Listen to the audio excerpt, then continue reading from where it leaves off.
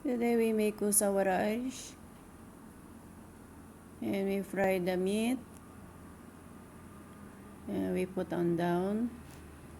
Then this is done. We fix on in the pot.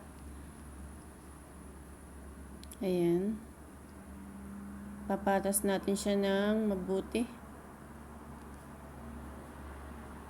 Ayan, para paglulutuin natin siya, dahan-dahan siyang maluluto sa ilalim. Unahin natin yung dahon ng ubas or wara arish. Lagay natin siya sa ilalim. Ipatas lang natin siyang mabuti para maintain yung yung pagkulo niya, hindi masisira yung dahon. At yung laman sa karne hindi lalabas siya. Ayan, patas lang natin siya mabuti para tayo nagagawa ng suman. Ito yung pinaka main dish nila dito. Kumbaga sa parang sa Pilipinas natin ay lechon.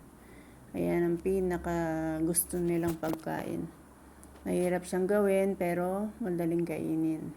Ayan, napatas na natin yung dahon ng ubas sa ilalim. Then isunod natin tong zucchini or kusa. Ipapatas natin siya sa ibabaw.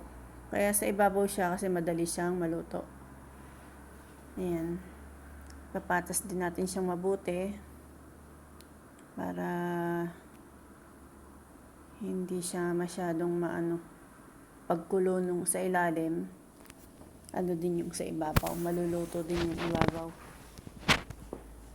Ayan, kailangan natin patasang maigi. Ayan, ganun lang ang pagluluto ng kusawara.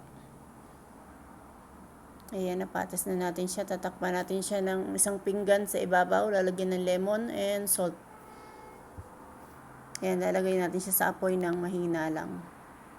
Huwag yung malakas kasi masisira lahat yung Then, this is done. Our kusawara rice.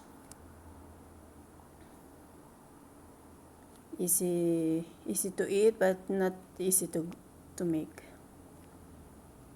Ayan, done na natin.